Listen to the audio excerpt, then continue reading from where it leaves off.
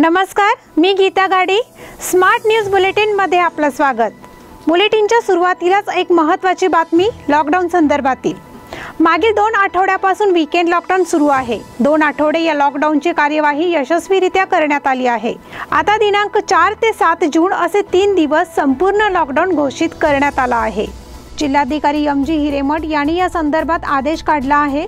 दिनांक 4 जून रोजीच्या सकाळी 6 पासून ते दिनांक 7 रोजीच्या सकाळी 6 पर्यंत कठोर निर्बंध लागू राहणार आहेत.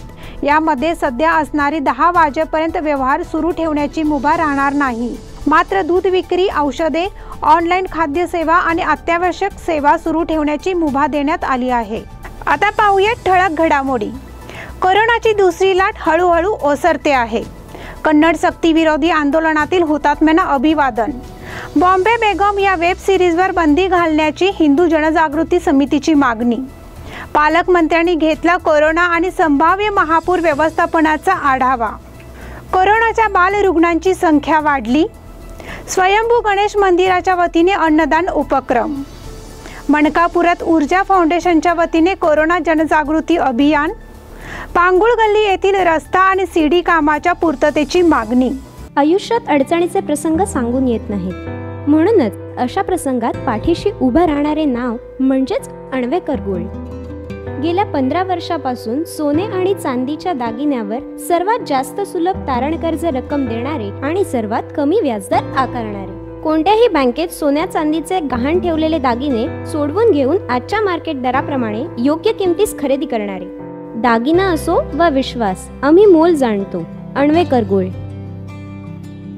अन्वेकर गोल्ड 88438863. आता पाहूयात सविस्तर बातम्या. देशात कोरोनाची दुसरी लाट ओसरताना दिसत आहे. दरम्यान या लाटेचा प्रभाव हळूहळू कमी होत आहे.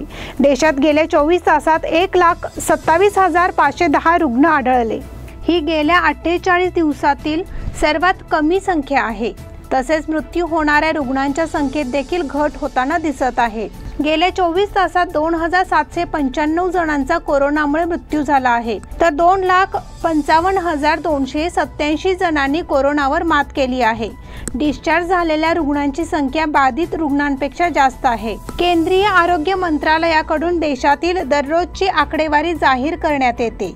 गेल्या 24 तासातील कोरोना परिस्थितीबद्दलचे आकडे मंत्रालयाने प्रसिद्ध केले असून दिलासादायक चित्र दिसत आहे. आतापर्यंत देशात 2,81,75,044 कोरोना रुग्ण आढळले, तर सध्या देशात 18,95,520 कोरोना बाधित रुग्ण आहेत. कन्नड सक्ती विरोधी आंदोलनातील हुतात्म्यांना अभिवादन. महाराष्ट्र एकीकरण समितीच्या वतीने मंगळवारी हिंडलगा येथील हुतात्मा स्मारकासमोर सन 1986 साली झालेल्या कन्नड सक्ती विरोधी आंदोलनातील हुतात्म्यांना अभिवादन करण्यात आले. कोरोनाच्या कालावधीत लागू करण्यात आलेल्या निर्बंधाचे पालन करून प्रतिनिधी स्वरूपात या हुतात्मा अभिवादनाचा कार्यक्रम पार पडला. माननीय बाळासाहेब ठाकरे आणि माननीय S.M. जोशी यांच्या आदेशानुसार माननीय शरद पवार यांनी 1 जून 1986 साली गनिमी काव्याने कित्तूर चन्नम्मा चौकात दाखल होऊन त्यांनी सत्याग्रहास सुरुवात केली. सीमा भागातून आणि महाराष्ट्रातून स्वयंस्फूर्तीने लोक या सत्याग्रहात सामील होत होते. पोलिसांनी हे आंदोलन मोडीत काढण्याचे ठरविले आणि त्यांनी आंदोलकांवर अमानुष गोळीबार केला. या गोळीबारात 8 जणांना हुतात्म्य आले. आपल्या प्राणांचे बलिदान दिलेल्या या हुतात्म्यांना मंगळवारी अभिवादन करण्यात आले. हिंडलगा येथील हुतात्मा स्मारकासमोर उपस्थित राहून महाराष्ट्र एकीकरण समिती, युवा समिती, महिला आघाडी, शहर आणि तालुका महाराष्ट्र एकीकरण समिती, खानापूर तालुका महाराष्ट्र एकीकरण समिती यांच्यासह इतर कार्यकर्त्यांनी हुतात्म्यांना अभिवादन केले. बॉम्बे बेगम या वेब सिरीजवर बंदी घालण्याची हिंदू जनजागृती समितीची मागणी. नेटफ्लिक्स या OTT प्लॅटफॉर्मवर चालू असलेल्या बॉम्बे बेगम या वेब सिरीजमध्ये शाळेमध्ये विद्यार्थिनी अश्लील छायाचित्र पाहणे, लहान मुलांनी अंमली पदार्थाचे सेवन करणे आदी भडक आणि आक्षेपार्ह दृश्ये दाखविण्यात आली आहेत. या प्रकरणाची शासनाने गंभीर दखल घेऊन बॉम्बे बेगम या वेब सिरीजवर त्वरित बंदी घालावी. तसेच या वेब सिरीजचे निर्माते आणि प्रसारक नेटफ्लिक्स यांच्यावरही बाल न्याय अधिनियम 2015 कलम 77चे उल्लंघन केल्याप्रकरणी गुन्हा प्रविष्ट करावा अशी मागणी हिंदू जनजागृती समितीने केली आहे। यासाठी समितीने केंद्रीय माहिती आणि प्रसारक मंत्री प्रकाश जावडेकर, महाराष्ट्राचे गृहमंत्री दिलीप वळसे पाटील तसेच राष्ट्रीय बाल अधिकारी संरक्षण आयोग यांच्याकडे ईमेलद्वारे निवेदन पाठविले आहे। या संदर्भात हिंदू जनजागृती समितीचे प्रवक्ते डॉक्टर उदय धुरी यांनी ही माहिती दिली आहे। नेटफ्लिक्स या OTT प्लॅटफॉर्मवर चालू असलेल्या बॉम्बे बेगम या वेब सिरीज मध्ये शाळेमध्ये विद्यार्थ्यांनी अश्लील छायाचित्रे पाहणे, लहान मुलांनी अंमली पदार्थांचे सेवन करणे आदी भडक आणि आक्षेपार्ह अशी दृश्य दाखवण्यात आलेली आहे। एकीकडे समाजात लैंगिक अत्याचार आणि बलात्कार यांचे प्रमाण वाढत असताना या वेब सिरीज मधून बाललैंगिकतेचा प्रसार करणे म्हणजे बालकांवरील अत्याचाराला प्रोत्साहन देण्यासारखे आहे। या प्रकरणाची शासनाने गंभीर दखल घेऊन या वेब सिरीजवर त्वरित गुन्हा दाखल करावा। तसेच या वेब सिरीजचे निर्माते आणि प्रसारक नेटफ्लिक्स यांच्यावर सुद्धा बाल न्याय अधिनियम 2015 कलम 77चे उल्लंघन केल्याप्रकरणी गुन्हा प्रविष्ट करावा। पालकमंत्र्यांनी घेतला कोरोना आणि संभाव्य महापूर व्यवस्थापनाचा आढावा। कोरोना रुग्णांसाठी आवश्यक असणाऱ्या ऑक्सिजन आणि औषधाच्या उपचारासाठी सरकारकडून आवश्यक त्या सर्व व्यवस्था करण्यात आल्या आहेत। या दोन्ही मुद्द्यांच्या संदर्भात उपमुख्यमंत्री आणि जिल्हा पालकमंत्री गोविंद कारजोळ यांनी या संदर्भात अधिकारी वर्गाला कठोर सूचना केल्या आहेत। सोमवारी अधिकारी वर्गासमवेत झालेल्या ऑनलाईन बैठकीत बोलत होते। बीम्स बाबत बऱ्याच तक्रारी आल्या आहेत, त्याची गांभीर्याने दखल घेण्यात यावी। निष्काळजी डॉक्टर आणि इतर वैद्यकीय कर्मचाऱ्यांनी कर्तव्यात कसूर केली तर त्यांना त्वरित निलंबित करावे अशी सूचना त्यांनी केली। आपत्ती व्यवस्थापन कायद्यांतर्गत कारवाई करण्याचे अधिकार जिल्हाधिकाऱ्यांना दिले आहेत। अशा कठीण परिस्थितीत मुक्त झालेल्या डॉक्टर आणि इतर कर्मचाऱ्यांना सेवेतून सुट्टी देण्यात यावी। बीम्सच्या संचालकांना असे शक्य नसल्यास अशा लोकांवर जिल्हाधिकारी कारवाई करतील असे मंत्री म्हणाले। कोरोनाच्या बाल रुग्णांची संख्या वाढली। कोरोनाचे थैमान दिवसेंदिवस वाढतेच आहे। या पार्श्वभूमीवर आता तिसऱ्या लाटेचा धोका देखील चर्चेत आला आहे। तशातच बेळगाव जिल्ह्यात कोरोना बाल रुग्णांची संख्या वाढली असून त्यामुळे भीतीचे वातावरण निर्माण झाले आहे। बेळगाव जिल्ह्यातील 127 मुलांसाठी कोरोनाची चाचणी घेण्यात आली असता ही माहिती उजेडात आली आहे। बेळगाव जिल्ह्यात कोरोना व्हायरससाठी 127 मुलांची चाचणी घेण्यात आली।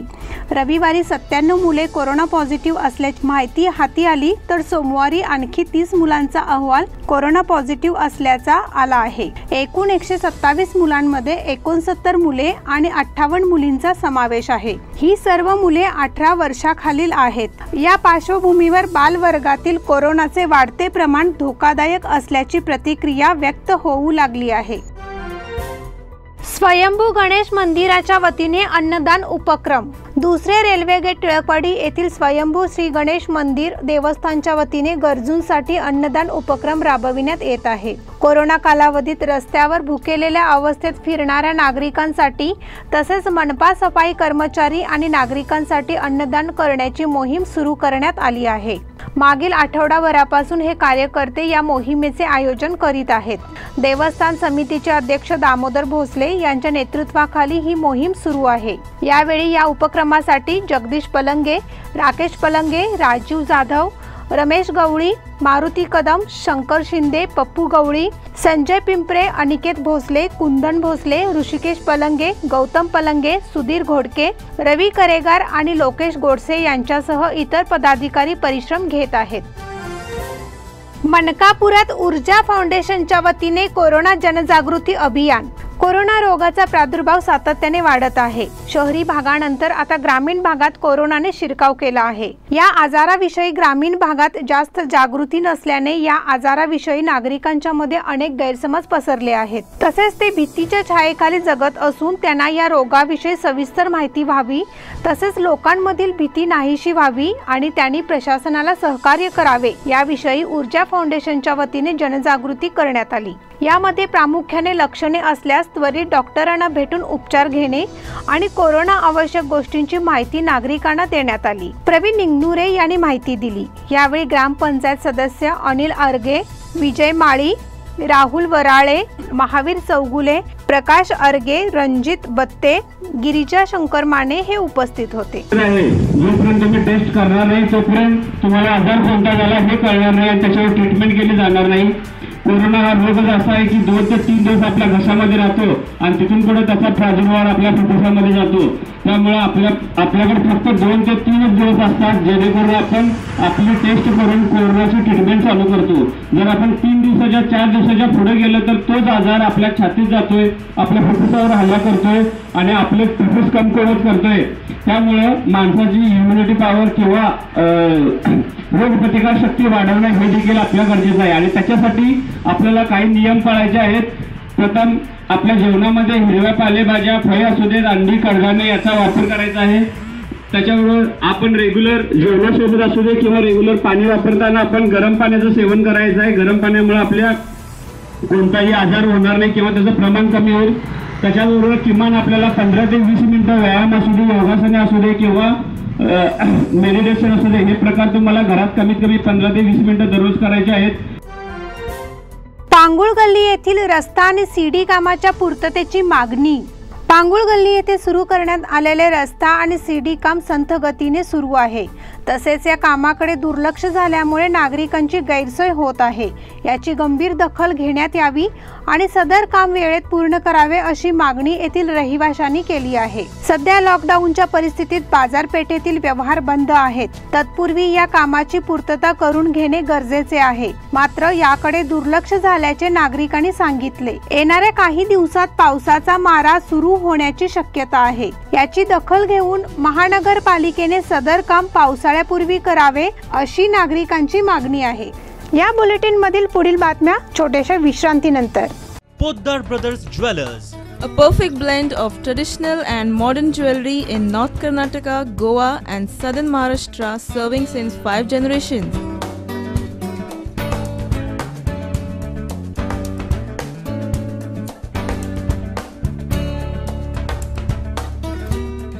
exclusive gold, silver and platinum jewelry showroom.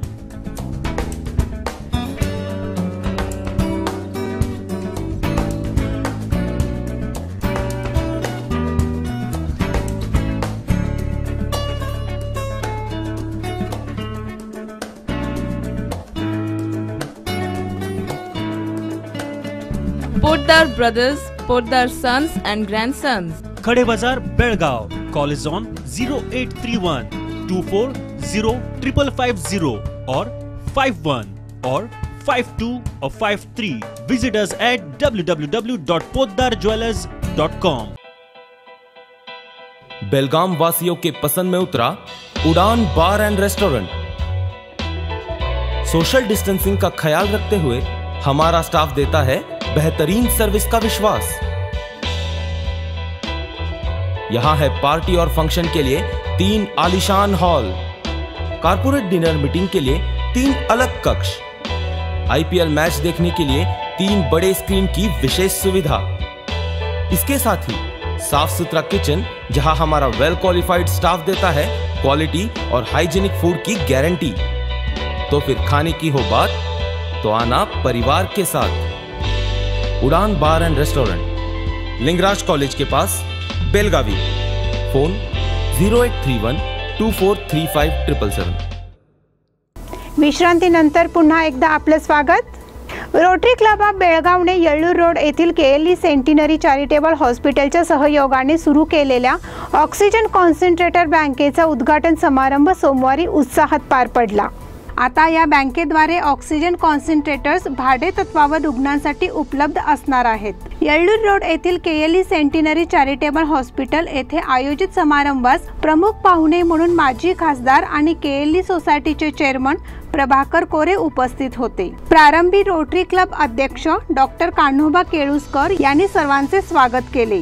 प्रांतपाल Sangram Patil यांनी या उपक्रमासाठी 5 लाख रुपये मंजूर केले आहेत।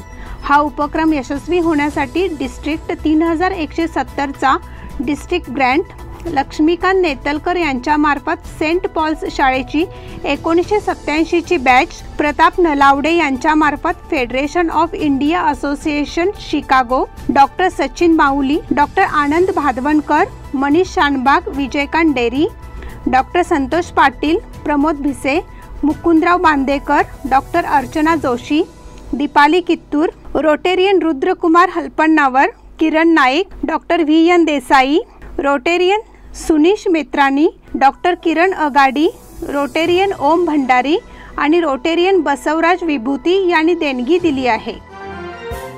जांबोटी रस्त्याने घेतला मोकळा श्वास. जत जांबोटी महामार्गावरील खानापूर जांबोटी क्रॉसवरील खोकी हटविण्यात आल्याने जांबोटी रस्त्याने मोकळा श्वास घेतला. गेल्या कित्येक वर्षापासून जांबोटी मार्गावर वाहतुकीचा अडथळा होत होता.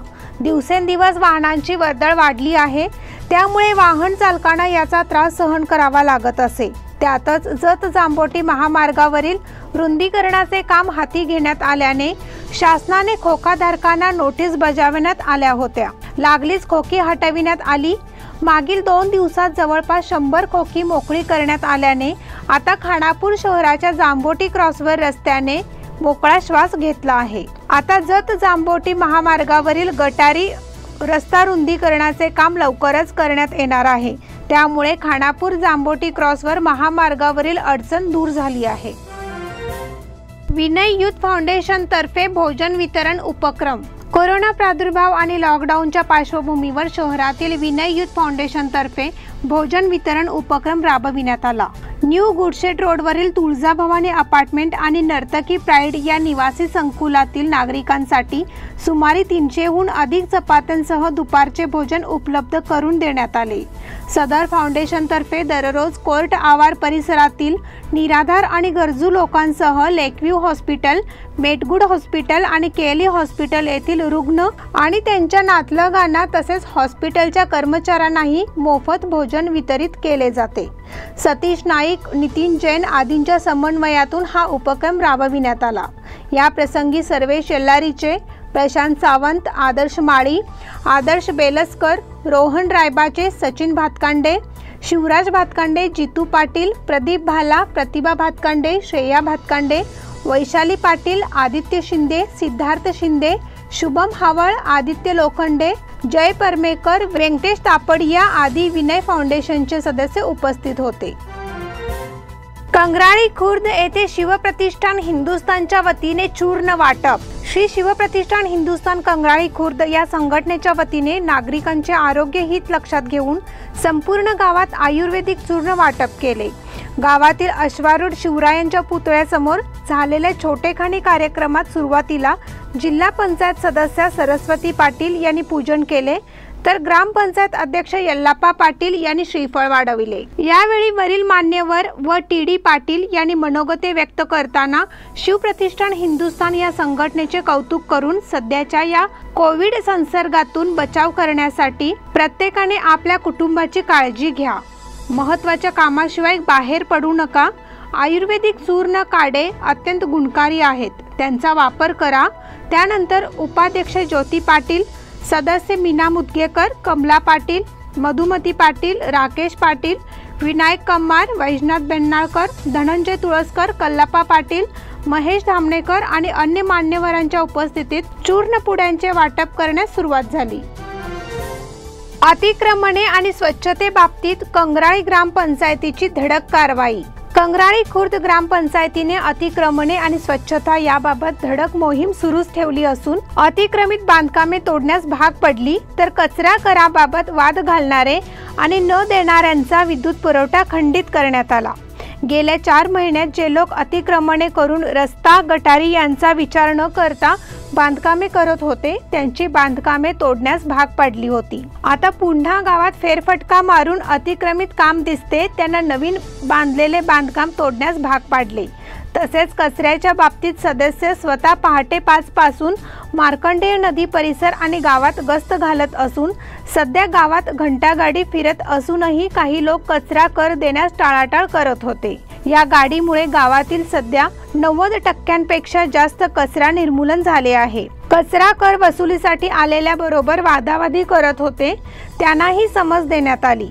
धडक कारवाईत अध्यक्ष यल्लाप्पा पाटील, सदस्य कमला पाटील, राकेश धामणेकर, वैष्णव बेन्नाळकर, कल्लाप्पा पाटील, रमेश कांबळे, विनायक कम्मार, राकेश पाटील, प्रशांत पाटील यांनी भाग घेतला. पोलिसांच्या भीतीने पळणाऱ्या तरुणाचा विहिरीत पडून मृत्यू. जुगारी अड्ड्यावरील कारवाई वेळी पोलिसांचा ससेमिरा चुकवण्यासाठी पलायन करताना विहिरीत पडून एका तरुणाचा मृत्यू झाला. अतिवाड तालुका बेळगाव येथील रविवारी सायंकाळी घडलेल्या सदर घटनेत कंगराळी खुर्द येथील मनोहर हुंद्रे वय 27 या युवकाचा विहिरीत पडून मृत्यू झाला. पळून जाताना आणखी 3 ते 4 जण जखमी झाल्याची माहिती मिळाली आहे. उपलब्ध माहितीनुसार रविवारी सायंकाळी अतिवाड येथे मनोहर हुंद्रे हा आपल्या मित्रांसोबत शेतवाडीत पार्टी करायला गेला होता. या ठिकाणी जुगार सुरू असल्याची माहिती मिळाल्यानंतर पोलिसांचे एक पथक कारवाईसाठी गेले होते. पोलिसांनी छापा टाकताच त्यांचा ससेमिरा चुकवण्यासाठी सगळेजण सैरावैरा धावू लागले. यावेळी विहिरीचा अंदाज न आल्याने 3 जण विहिरीत पडले होते. त्यातील 2 वाचले व मनोहरचा मृत्यू झाला. या प्रकरणी काकती पोलिसात गुन्हा नोंद झाला असून सोमवारी मृतदेह बाहेर काढून नातलगांच्या हवाली करण्यात आला. विद्युत भारित तारेच्या स्पर्शाने शेतकऱ्याचा मृत्यू. शेतात काम करतेवेळी विद्युत तारेचा धक्का बसून शेतकऱ्याचा जागीच मृत्यू झाल्याची घटना सोमवारी सकाळी कणबर्गी येथे घडली. मल्लाप्पा लक्ष्मण मुदकेकर वय 50 राहणार शांतीसागर गल्ली कणबर्गी असे मयत झालेल्या शेतकऱ्याचे नाव आहे. पाऊस सुरू झाल्याने पेरणीच्या हंगामासाठी मल्लाप्पा हा शेतकरी शेतात काम करण्यासाठी गेलेला असताना शेतातून उच्च दबाव विद्युत वाहिनी गेलेली असून त्याचा स्पर्श झाल्याने शेतकऱ्याचा मृत्यू झाला. या घटनेचा पंचनामा माळमारुती पोलिसांनी करून मृतदेहावर जिल्हा इस्पितळात शवचिकित्सा करून मृतदेह नातेवाईकांच्या ताब्यात दिला. आशियाई बॉक्सिंग स्पर्धा, संजीतला सुवर्ण, अमित आणि शिवाला रौप्य पदके. आशियाई बॉक्सिंग अजिंक्यपद स्पर्धेत सोमवारी संजीतने भारताला एकमेव सुवर्ण पदक मिळवून दिले. अमित पांगल आणि शिवा थापा यांना रौप्य पदकावर समाधान मानावे लागले. रविवारी महिलांनी सुवर्ण पदक कमावल्यानंतर सोमवारी पुरुषांकडून सुवर्ण लयलुटीची अपेक्षा केली जात होती. परंतु पुरुषांच्या आव्हानाची सुरुवात खराब झाली. पण उत्तरार्धात 91 किलो वजनी गटात संजीतने 5 वेळा आशियाई अजिंक्यपद विजेत्या आणि रिओ ऑलिम्पिक रौप्य पदक विजेत्या व्हॅसिली लेव्हिलचा 4-1 असा पराभव केला. वर्ल्ड टेस्ट चॅम्पियनशिपमध्ये न्यूझीलंड भारतापेक्षा वरचढ असेल. 18 जून पासून भारत आणि न्यूझीलंड यांच्यात वर्ल्ड टेस्ट चॅम्पियनशिपचा अंतिम सामना रंगणार आहे. जगभरातील कसोटी प्रेमी या सामन्याची आतुरतेने वाट पाहत आहेत. या कसोटीपूर्वी अनेकांनी आपली भाकिते नोंदविण्यास सुरुवात केली असून अनेकांनी भारताला या सामन्यासाठी फेवरेट मानले आहे. मात्र न्यूझीलंडला स्टार माजी क्रिकेटपटू ब्रेंडन मॅक्युलमने वेगळे मत दिले आहे. या सामन्यात न्यूझीलंडचे पारडे जड असेल असे मॅक्युलमला वाटते. भारतीय क्रिकेट संघासाठी आनंदाची बातमी. भारतीय पुरुष आणि महिला संघातील खेळाडू, प्रशिक्षक आणि सहाय्यक कर्मचाऱ्यांना त्यांच्या कुटुंबियांना आगामी इंग्लंड दौऱ्यासाठी घेऊन जाण्यास ब्रिटन सरकारने मान्यता दिली आहे. इंग्लंड विरुद्धच्या 5 कसोटी सामन्यांच्या मालिकेपूर्वी पुरुष संघ न्यूझीलंड विरुद्ध वर्ल्ड टेस्ट चॅम्पियनशिपचा अंतिम सामना खेळेल. सुमारे 4 महिने भारत संघ इंग्लंड दौऱ्यावर असेल. महिला क्रिकेट संघाला 1 कसोटी आणि त्यानंतर 3 एकदिवसीय सामने आणि 3 T20 सामने खेळावे लागतील. फ्रेंच ओपन, दंडात्मक कारवाईनंतर नाओमी ओसाकाची स्पर्धेतून माघार. जगातील 2ऱ्या क्रमांकाची महिला टेनिसपटू जपानच्या नाओमी ओसाकाने फ्रेंच ओपनमधून माघार घेतली आहे. पहिल्या फेरीतील सामन्यानंतर ओसाकाने माध्यमांशी बोलणे टाळले. त्यामुळे तिला $15,000चा दंड बसला. या कारवाईनंतर ओसाकाने स्पर्धेतून माघार घेण्याचे ठरविले. 23 वर्षीय ओसाका मानसिक आरोग्यामुळे माध्यमाशी बोलणे टाळत होती असे समोर आले आहे. चंद्रशेखर तथा राजाभाऊ मालगावे यांचे निधन. मूळचे भांदुरगल्ली आणि सध्या गुडशेट रोड येथे स्थायिक असलेले माजी क्रिकेटपटू आणि केईबीचे निवृत्त कर्मचारी चंद्रशेखर तथा राजाभाऊ मालगावे यांचे वयाच्या 88व्या वर्षी वृद्धापकाळाने दिनांक 31 मे रोजी निधन झाले. कर्नाटक विद्यापीठाकडून सुरुवातीला ॲथलेटिक्समध्ये आणि नंतर क्रिकेटमध्ये त्यांनी दमदार कामगिरी बजावली. त्यानंतर काही काळ खाजगी क्लबकडून वेगवान गोलंदाज म्हणून नाव कमावले. क्रिकेट पंच म्हणून सुद्धा ते कार्यरत होते. निवृत्तीनंतर LIC एजंटचेही काम केले. त्यांच्या पत्नी कैलासवासी शालिनी मालगावे यांनी मराठी शाळेमध्ये एक उत्तम शिक्षिका म्हणून नाव कमावले. चंद्रशेखर मालगावे यांच्या पश्चात एक मुलगा, 2 मुली, जावई, सुना, नातवंडे असा परिवार आहे. नारायण सुळकर यांचे निधन. मूळचे असोगा, तालुका खानापूर, गावचे रहिवासी नारायण सुळकर वय 64 यांचे मंगळवारी दिनांक 1 जून रोजी निधन झाले. त्यांच्या पश्चात पत्नी, मुलगा, मुलगी, जावई असा परिवार आहे. नागेंद्र नारायण पाटील यांचे निधन. गष्टोळी तालुका खानापूर गावचे ज्येष्ठ नागरिक नागेंद्र नारायण पाटील वय 69 यांचे मंगळवार दिनांक 1 जून रोजी निधन झाले. त्यांच्या पश्चात पत्नी, 3 मुलगे, 3 मुली, सुना, जावई, नातवंडे असा परिवार आहे. रेखा विनोद पावशे यांचे निधन. उसगाव तालुका बेळगाव येथील रेखा विनोद पावशे वय 33 यांचे अल्पशा आजाराने रविवार दिनांक 30 मे रोजी निधन झाले. त्यांच्या पश्चात 2 मुलगे, पती, सासू, सासरे, दीर, जाऊ असा परिवार आहे. उसगाव ग्रामपंचायतीचे माजी उपाध्यक्ष विनोद पावशे यांच्या त्या पत्नी, तर कलखांब येथील सैन्य दलातील नायक महेश हिरोजी यांच्या त्या बहीण होत. प्राध्यापक प्रदीप मंतुरगीमठ यांचे निधन. बाजार गल्ली सुळेभावी येथील रहिवासी आणि गोगटे कॉलेज ऑफ कॉमर्स मधील प्राध्यापक प्रदीप सिद्धबसव मंतुरगीमठ वय 33 यांचे नुकतेच निधन झाले. त्यांच्या पश्चात आई, वडील, भाऊ असा परिवार आहे. याचबरोबर स्मार्ट न्यूजचे आजचे बुलेटिन इथेच संपले. धन्यवाद. घरी रहा, सुरक्षित रहा.